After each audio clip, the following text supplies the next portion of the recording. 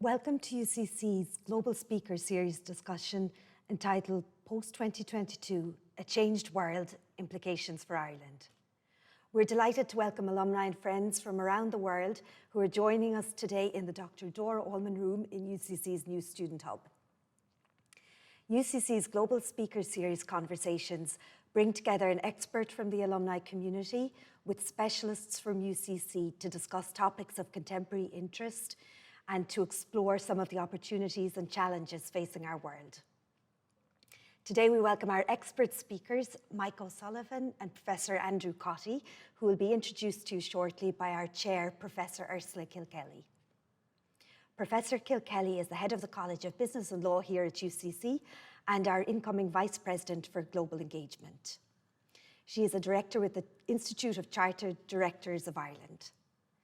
In addition to her leadership roles, Professor Kilkelly is an accomplished researcher in the area of human rights, specifically the rights of children, where she's widely cited internationally.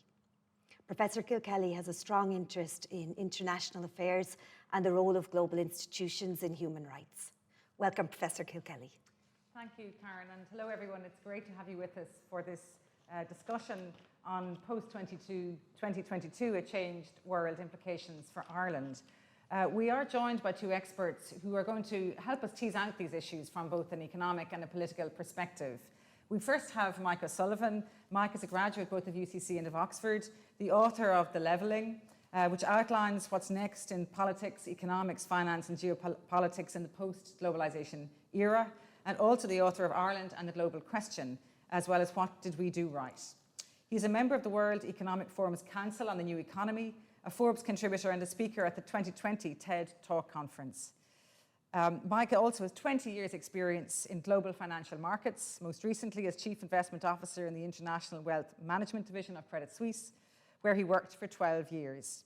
He was an independent member of Ireland's National Economic Social Council from 2011 to 2016 and has contributed to journals like Foreign Affairs, the Financial Times and the Wall Street Journal, in addition to being a regular guest on CNN, BBC, CNBC and Bloomberg. So welcome, Mike. We also have with us Professor Andrew Cottey.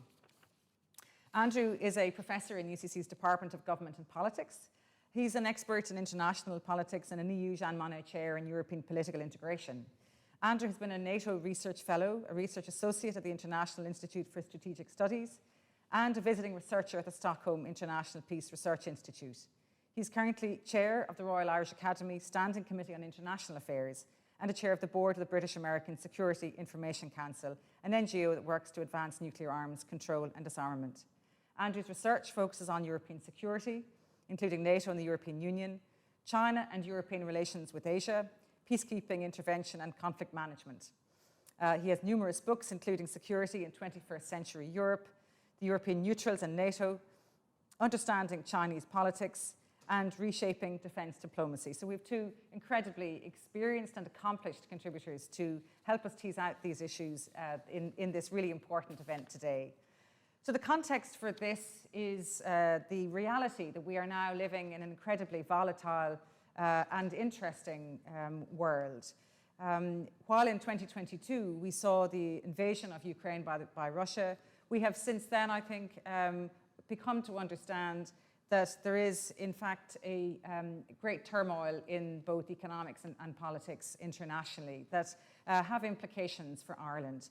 So we're going to start with setting the global scene, the global context. First, Mike, if I might turn to you from an economics perspective. So can you describe to us what you're seeing from an international point of view? Thanks very much, Ursula, and good evening. So let's start first of all with the reason we've chosen 2022 as being important. So three things broadly happened. We saw a spike in inflation, a commensurate rise in interest rates and a savage war in Europe. And what is maybe significant is all of those three things were effectively absent in the previous 30 years.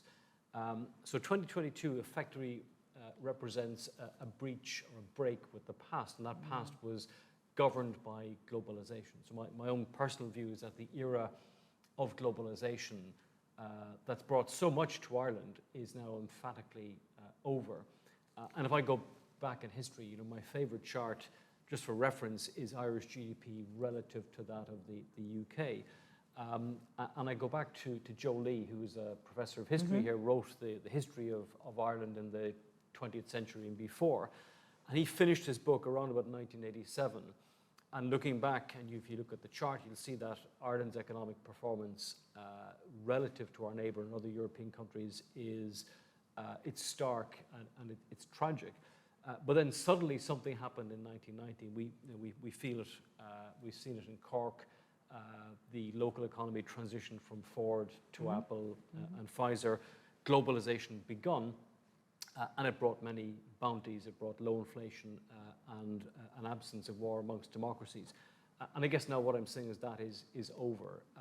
It's been upended by Trump's trade wars, by the subsuming of the democracy of Hong Kong, the great power rivalry of Europe and China. And this is writ large now across the behavior of companies. They're beginning to pull investment out of China and other autocratic countries and back to base. And we're beginning now to get to grips with this new world order, as people call it. And in terms of the impact of inflation, I think we might have considered that was a sharp reaction to a particular set of circumstances. We're starting to see the long-term, perhaps, impact of high levels of inflation in our own and other economies and in the global system generally. How is that likely to play out, do you think? Yeah, I think when inflation spiked, many central bankers, I think, believed this was temporary, or they called it transitory, and they've been caught badly offside, and they've had to very speedily raise interest rates. I think inflation is here to stay, and it's going to be sticky for a whole range of reasons. First of all, you have the absence of the forces of globalization. So China is no longer a low-cost manufacturing hub. It no longer exports deflation. Cash levels across consumers' companies are quite high. You have the sort of the noisy and friction effect of the end of globalization on supply chains makes business more expensive. And then what's happening is that this is becoming entrenched in the eyes of consumers. If you look at wage agreements across Europe, they're now being struck at high single-digit levels. And I think this means that there's potentially trouble ahead, because central banks will have to break this before it becomes really entrenched. And without being too pessimistic, there is a powder keg behind all of this, which is the fact that world debt to GDP levels are as high now as they were after the Second World War and then the Napoleonic Wars. And if interest rates and inflation continue to rise, you will have specific countries or companies that will be in trouble. So I think we'll see a world where the winner-loser effect is going to be much more stark between countries that are in economic decline or have too much debt, and the same for companies, versus those that are in a better place. Yeah, great. Sandra, can we turn to you from the very complex and I think fast-moving political situation internationally? Yeah, absolutely. And maybe just to add one thing to what Mike said, which I think is to reinforce it, is that if you looked at recent crises, so COVID in 2020 and the global financial crisis in 2008, 9, 10, the one advantage, if you like, that government had was that it was relatively easy to borrow because interest rates were low. So the kind of frightening thing is, when the next economic crisis hits, governments may not have that ability to generate cash, and that's going to make the next economic crisis much, much more difficult, which is one of the reasons why we picked 2022 as a kind of turning point. And then turning to the point about geopolitics and the international political environment, I think we can start very clearly with Ukraine here. And I think you could say we could identify, three different groupings. One, obviously, is the West. And in a sense, one of the big things that's happened is that the Ukraine war has really strengthened and reinforced the West. So NATO is back, NATO is stronger. We've seen a high degree of unity within the European Union, the willingness to impose sanctions on Russia, even though that's been very difficult, in particular for Germany. So stronger Western unity is one of the things we're seeing. Then obviously the second thing is, a much more troubled Western relationship, obviously with Russia since the invasion of Ukraine, but also with China. And again, listeners may recall that just before the Russian invasion of Ukraine in February of 2022, there was a summit between Vladimir Putin and Xi Jinping, and they declared this no limits partnership between Russia and China. Now, there's some questions about actually there probably are some limits to that partnership, but nonetheless, the large point is that we're seeing Russia and China getting closer to one another. So in a sense, you see a kind of bipolar axis, the West on one side, Russia and China on the other. But then also think about many African countries, Latin American countries. They don't want to be caught in that pincer movement. They don't want to see the world divided up in that kind of way, if we put it like that. So I think the third element is a lot of countries which are sometimes now, again, referred to as the global south, South Africa, Brazil, and so on, are trying to chart a kind of independent course. So I think one of the things that we see clearly from the Ukraine war, and we're going to see, is this kind of tripartite division between the West in a much more conflictual relationship with Russia, but also with China, but then much of the global south, if we use that terminology, trying to chart an independent course somewhere in between those two blocks, if we put it like that. And before we might turn to Europe and Europe's position in all of this, obviously recent developments in Turkey, I think, have caught a lot of attention. We thought we were perhaps on a certain path back to more democratic leadership, but that's obviously not the case with Erdogan now in position after several decades. So what does that say about where things are going from a European perspective, do you think? I think probably two things. One, I think, is to look back at Turkey over a 20-25-year perspective. If we were sat here talking in 1995 or 1998, we might have been discussing the possibility of Turkey joining the European Union. And that would have been a really significant, for a very large, predominantly Muslim country to join the European Union. That would have been a big deal, and it would have been an important development. Sadly, that's off the agenda. So for Europe, Turkey has become a problem more than it's a partner, and that's difficult for Europe. Again, I think going back to my point about countries trying to chart, if you like, a third way, Turkey would be another one of exactly those. So Turkey is a member of NATO. It has a sort of partnership with Vladimir Putin's Russia, but it's also charting an independent course. So, for example, Turkey hasn't joined the EU and US economic sanctions on against Russia in the context of the war. So I think Turkey emphasizes that, this question of third countries, middle countries, is going to be an important one for Europe as well. And so the European, the solidarity, I suppose, among the European institutions and among the EU members has been very important in response to both the economic and the political conflict. How do you see that developing over the next while? So I'll just maybe finish with Turkey by saying that from an economic point of view, strongmanism, if I can put it like that, which we see in Brazil, Turkey, China, Russia, 10, 15 years ago could have been associated with growing emerging economies. Now it's potentially associated with economic failure. I think Turkey is very, very close to being on the cusp of a major financial crisis where wealthy people in Turkey and external investors just entirely give up and pull out. And that'll be quite instructive.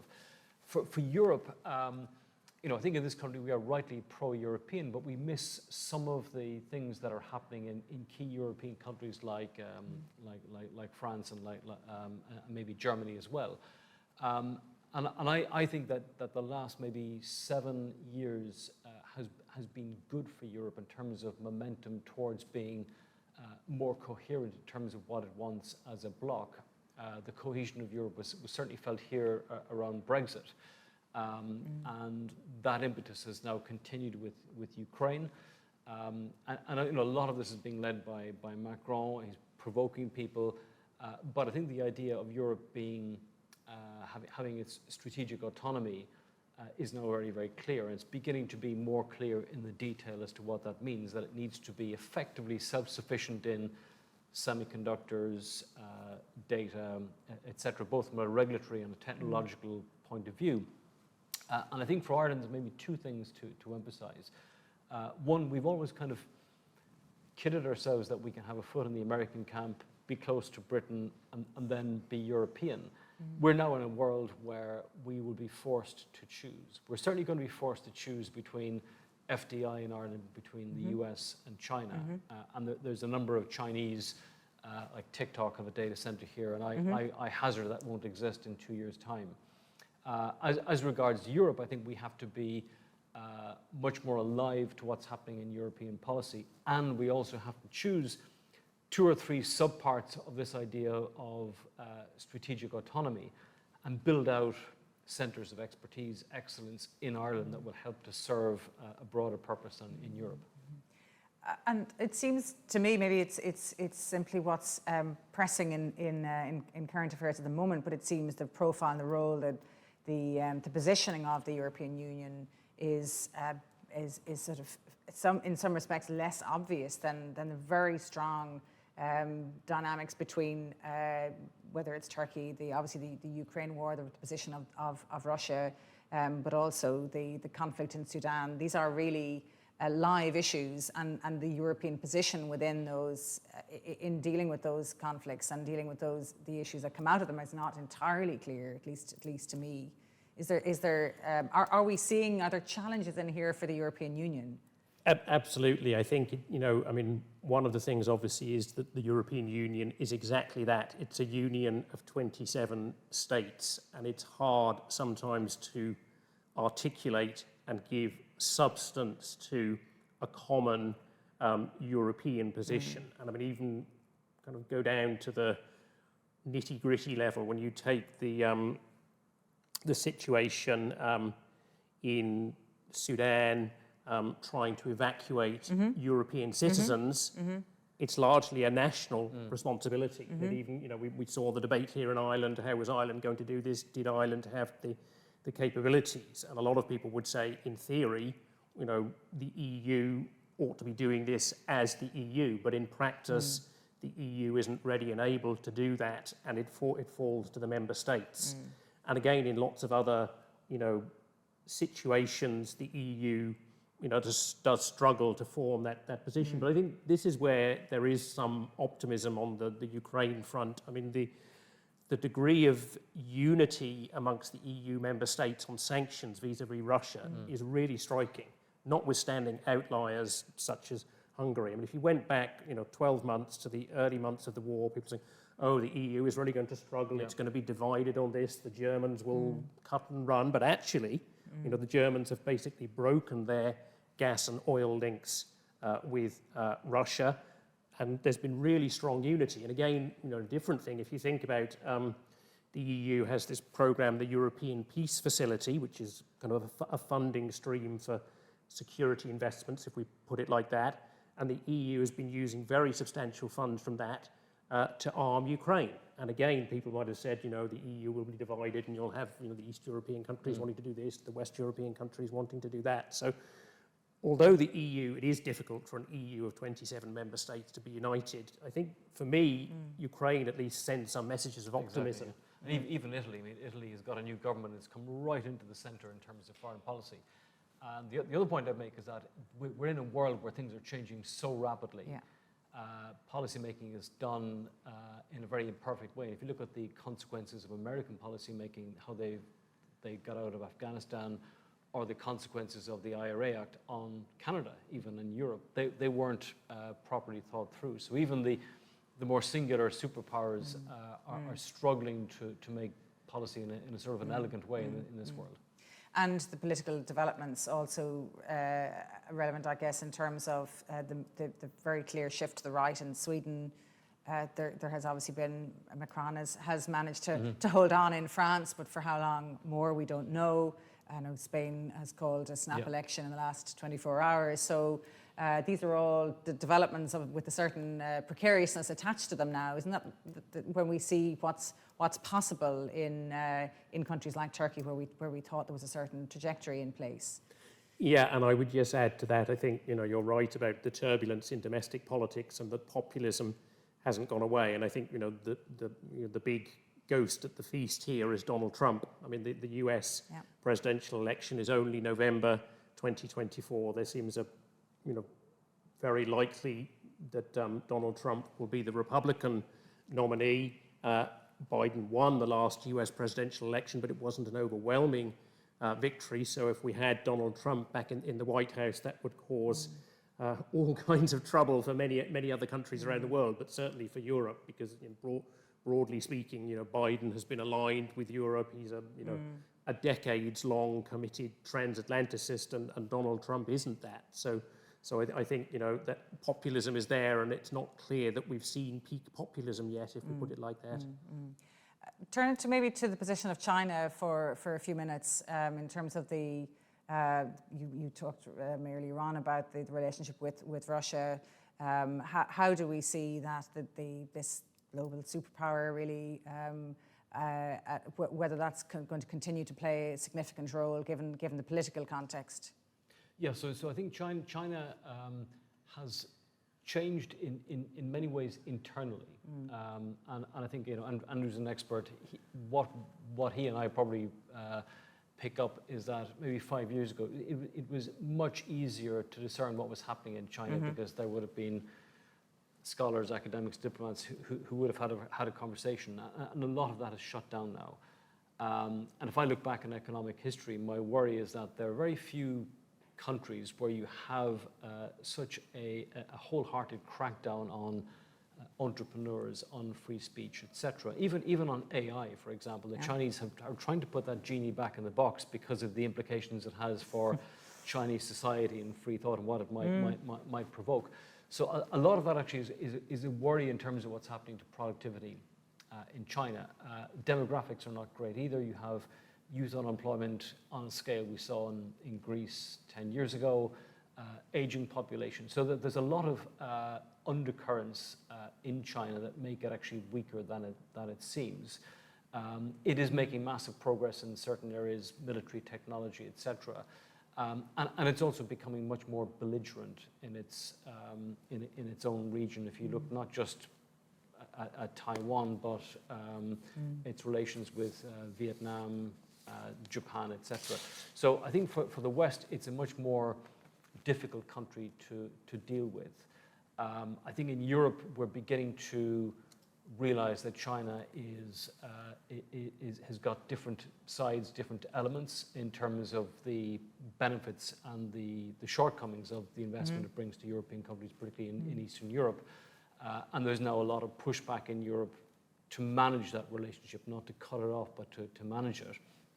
And I, at the back of my head, I mean, I think there's a lot of people who spend too much time being kind of armchair admirals, in the press and the FT, forecasting the next war with China.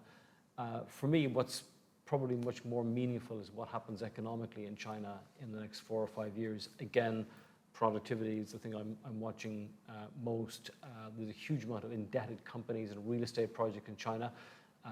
And they have the ability to act as a handbrake on the Chinese economy. And what, as a final point, is really interesting is that China has got a very strong contract between the people and the government. Xi Jinping talked about the Chinese dream well before Trump was talking about Make America Great Again.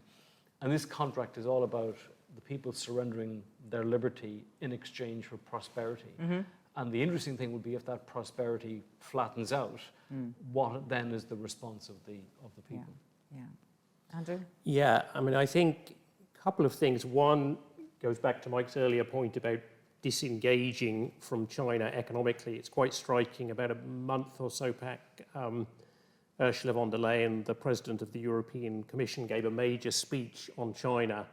And the kind of word that came out of that speech was de-risking. So basically that Europe needs to reduce its economic dependence on China.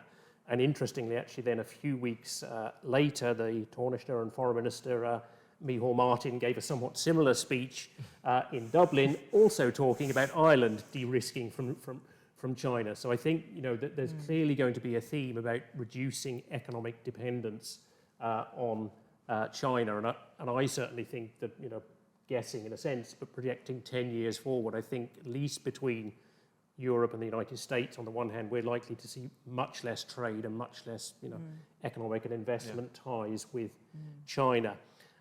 The other big picture one is there's a very active debate now in the US about whether we've effectively seen peak China. I mentioned this idea of peak populism, but we can also talk about peak China.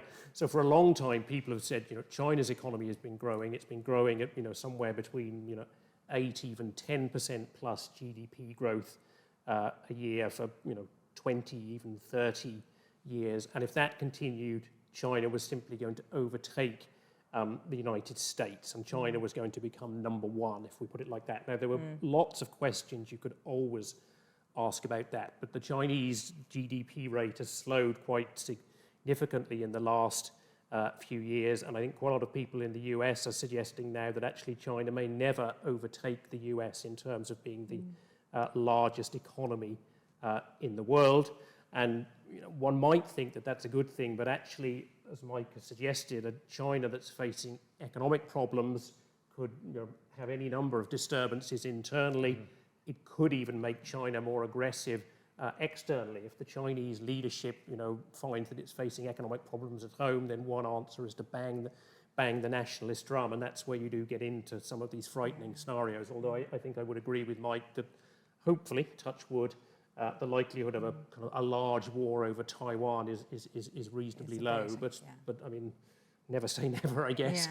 We might have said the same thing about Ukraine two years ago. It's not that we don't have the luxury of not thinking the unthinkable because it might just happen. In terms of bringing these issues back into the Irish context, we've touched on this a little bit. Economically, we have decisions to make. We have dependencies politically. We also stand a little bit alone, certainly in contrast to the United Kingdom having left the European Union, but also I think some of our European partners. We've different political colour and other dependencies in relation to foreign direct investment that create a certain uniqueness to our economy. So how do you see all this playing out from an economic point of view? So it's very, very, very complex. So I think that there are some of these tensions where we can play a role resolving. So we can be the bridge, or we can be the country that translates America into Europe and Europe back to America. And that's potentially quite a valuable role for Ireland. I think we have to realize that globalization is over. And I don't detect that our sort of policy community is there at all.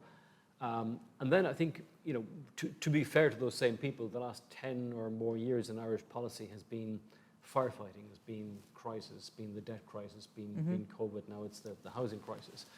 And I think if you step back, there is a lot of work to be done in Ireland in terms of infrastructure building. So we're now a wealthy country, but we don't really have investment infrastructure. We don't have the same investment infrastructure that a comparable country like Denmark or Sweden might have. So that's one area. Another area is security and defense infrastructure, where we have none.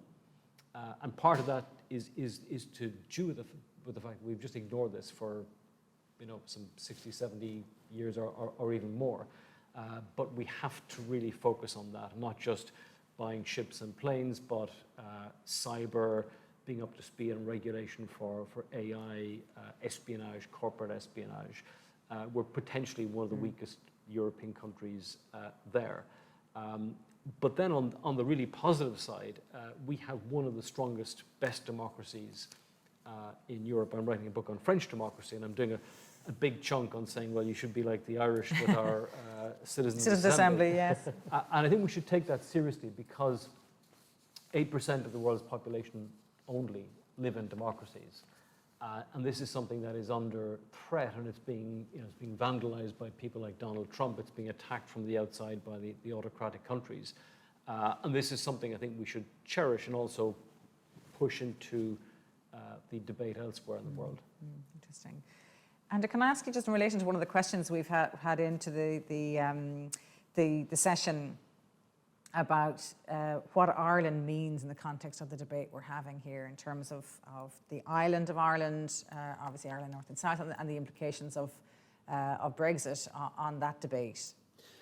I think the first thing I would say is that it's quite striking looking at this from 2022 compared with only 2020 or 2019. So even 2 or 3 years ago, there was quite a bit of hype, if I put it like that, about the possibility of a border poll, Irish unification. This was something which was potentially on the near-term agenda. I think one of the things we've learned in the intervening 2 years or so, in my view, is that that's fairly unlikely, certainly in the short term, and that Ireland South and North would have quite a lot to do to make itself ready for unification at whatever point that might come. So if people want to support unification, bringing Northern Ireland back into the Republic in a sense, there's a big job of work to be done in persuading the unionists of that, persuading them why this might be in their interest, why it might be compatible with their values, and then brass tax stuff like the health service. How would you integrate the Republic of Ireland model with an NHS model in Northern Ireland? So thinking of all Ireland is pretty challenging. There's a job of work to be done in a lot of different areas, I think, would be my perspective. I mean, Mike, I don't know. Yeah, no, I mean, I dearly hope we see Ireland rejoined. However, my sort of trick question to people who say, oh, we should have a poll tomorrow is when were you last in Belfast? When were you last in Northern Ireland? And the point of saying that is that there has to be an awful lot more fluidity between, back to the idea of globalization. There has to be much more flow of people, of ideas, of commerce between the North and the South, such that in the end then a vote on unification would be sort of the cherry on the cake. And I think that the debate is not framed very well. I think it has to be much more of a seduction than an ultimatum, as some people put it. And also I think we have to be very inventive as well as to what the structure of a united Ireland would look like. Could it, for example, be 4 provinces in a federated setting, as opposed to just having a singular government in Dublin, for example? I want to touch on 2 other major global events really before we conclude. One is climate. It's a really existential question and clearly is impacting on both geopolitics and on the world and national economies, not in equal ways, of course, or in even ways. But what role has the climate, or do you see climate justice and climate crisis playing in current political events and in the financial health of Ireland, but also more internationally? So I think, climate change as a geopolitical issue is coming, and there would be, and there already are. There's one between the Taliban and Iran at the moment, between water on a kind of a conflict brewing on water supply, and we'll see more of that. What I see in Europe in particular is huge amounts of investment into green technology. So I'm fairly confident that we are going to get major advances in technology. I'm less confident around the sort of the game theory aspect of decision making, because to really roll back climate damage, you need action between parties who are perhaps less affected and wealthier than those who are very, very affected. And maybe we need some kind of world institution that's got real teeth. And this leads me to a bigger point, which is that we're at a point now where the institutions of the 20th century, the World Bank, IMF, are sort of defunct. And people spend too much time poring over the ruins of them. And we should spend more time thinking about the institutions of the 21st century and how countries and companies and cities can collaborate on problems like these. Interesting that our university's European Alliance, UNIC, is based on that philosophy of both the universities and the cities collaborating. So it's evidence of the strength of that approach right across those 2 domains, which is really, really, really important, I think. Yeah, and on the climate point, the cities point, I think, is really interesting. We tend to think about what can the UN do, what can Ireland or Germany or country X do. But one of the things that's notable on climate change is you're getting alliances of cities. You know, especially large cities are big enough to really matter. They matter in terms of energy usage. They matter in terms of transport. And some of those cities are really being global pioneers in terms of decarbonisation and so on. So it's interesting to think in terms of different actors. And maybe then to just bring the climate bit back to Ireland, I mean, what I would like to see would be more government investment in climate-related technology, and I think in particular in wind and wave power. And I know, you know, here in UCC we have, you know, excellent scientists who are doing important research on this. The trick, though, is to get from there to actually something that you can roll out on a large scale. And we might just be at a kind of opportunity point here in Ireland, because as listeners will probably be aware, it looks as if, you know, the economy's doing well and the government may even be awash with cash.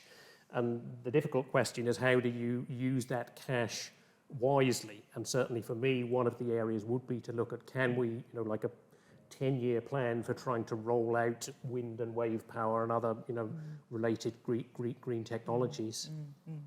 The other, Chris, huge disruption or disruptor has been COVID, a pandemic that has threatened both health of individuals and families and societies, but also with its long-term impacts economically, politically, but also on people's lives and on communities. So I'm wondering what the impact of that has been. Now we have it somewhat in the rearview mirror, you know, and looking forward perhaps to the next pandemic. What lessons have we learned, or how can we assess its role in the context of what we're talking about here? So I'll say one positive, one negative effect. So for me, one of the sort of the boxes I ticked in terms of the thesis, you know, is globalization over, is that if you go back in the last 30 years, whenever there was usually an economic crisis in Latin America, Asia, there was always a moment when the governments of the world came together, a sort of committee to save the world. And the COVID crisis was the first time that didn't happen in a long time. So, you know, China, America were at each other's throats, European governments squabbling over masks and vaccines. So that was very, very disappointing. On the positive side, it was a great triumph for humanity, I think, and makes us all maybe more aware of healthcare, preventative healthcare, and I think it's helped to liberate a lot of people in terms of how they view work and this work-life balance. And we're, even in the protests in France over pension reform, I mean, you know, what was really behind that was a backlash against the lack of flexibility in the workforce. And politically, what role has COVID played? Yeah, I mean, I think I'd highlight three things, one which did happen and one which didn't. But to start with the first point, if people recall, as COVID was rolling out over 2020 and 2021, there was quite a lot of debate, which was, you know, who's up, who's down. So which country has dealt with COVID really badly, which country has dealt with COVID well. And initially, you know, the US seemed to be one of the countries that had dealt with COVID really badly, and a lot of people were saying this is an indicator of US decline. Also, initially, China seemed to be one of the relative success stories in managing COVID. But 2 years in, actually, the 2.5 years in, China's zero COVID strategy effectively collapsed, and China faces significant problems as a result. So I think, you know, one wants to be careful, and you know, my immediate conclusion is that in terms of that geopolitical who's up, who's down, COVID probably changed less than we all thought. You know, it's easy to say COVID changed the world. It changed the world in certain ways, but in other ways it didn't change the world. And then my two other takes on COVID. One is what didn't happen. Donald Trump didn't win the 2020 US presidential election. And if you go back, before COVID, the economy was doing pretty well in the US, and a lot of people were suggesting that Donald Trump would probably win. In the end, of course, the economy took a significant hit, and also the Trump administration didn't respond well to COVID-19. So you could argue that actually COVID-19 was maybe a factor in ensuring that Joe Biden became the American president.